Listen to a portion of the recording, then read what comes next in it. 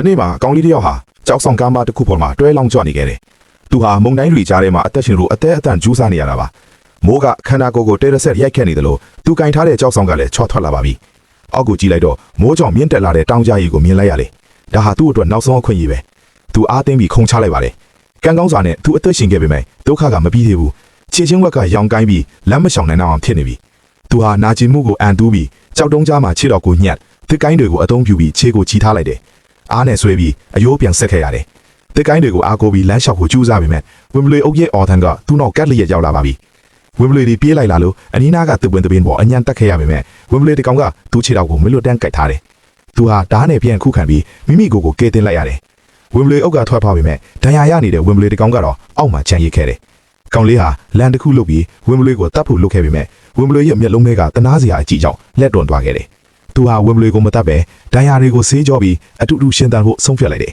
။ဒီလိုနဲ့သူတို့နှစ်ယောက်ဟာဒဏ်ရာတွေကဖြည်းဖြည်းတက်တာလာရင်အာလ်ဖာလို့အမည်ပေးထားတဲ့ဝင်းဘလွေနဲ့တငယ်ချင်းတွေဖြစ်သွားကြပါတော့တယ်။အိမ်ပြန်ဖို့အချိန်ရောက်တဲ့အခါအာလ်ဖာကိုနှုတ်ဆက်ပြီးမြဲအာလ်ဖာကသူ့ကိုမခွဲနိုင်ဘူး။လန်ကီတစ်ချောင်းအဖော်ပြုတ်ပြီးရင်စောင်းရည်ရဲ့နှင်းမုန်တိုင်းတွေကိုအတူတူကြော်ဖြတ်ခဲ့ကြတယ်။မတော်တဆရေခဲကန်နဲ့ပြုတ်ကျတဲ့အချိန်မှာလေအာလ်ဖာကပဲအသက်ဆွန့်ပြီးသူ့ကိုဆွဲတင်ပေးခဲ့တာပါ။အေးတန်းကြောင့်တုံရီနေတဲ့ကောင်လေးဟာမီးမွေးပြီးအာလ်ဖာကိုဖတ်ထားရင်အသက်ဆက်ခဲ့ရတယ်။ဒါပေမဲ့မုန်တိုင်းကအရန်ပြင်းထန်လာတော့အာလ်ဖာလဲကျသွားတယ်။ကောင်လေးဟာလက်မလျှော်ပဲအာလ်ဖာကိုပွေ့ချပြီးနှင်းတွေကြားထဲမှာအားတင်းလမ်းလျှောက်ခဲ့ပါတယ်။နောက်ဆုံးမှာတော့သူ့ရဲ့လူမျိုးစုစီပြန်ရောက်သွားခဲ့တယ်။ဘယ်သူမှမယုံနိုင်တော့အောင်သူတို့နှစ်ယောက်လုံးအသက်ရှင်ခဲ့ကြတာပါ။ပိုပြီးဝမ်းသာစရာကောင်းတာကအာလ်ဖာဟာဝင်းဘလွေပေါက်လေးတွေကိုမွေးဖွားခဲ့ပြီးအဲ့ဒီအချိန်ကစလို့လူသားတွေအမဲလိုက်တဲ့အခါတိုင်းသူတို့ဘေးမှာသက်စာရှိတဲ့ဝင်းဘလွေတွေအမြဲရှိနေပါတော့တယ်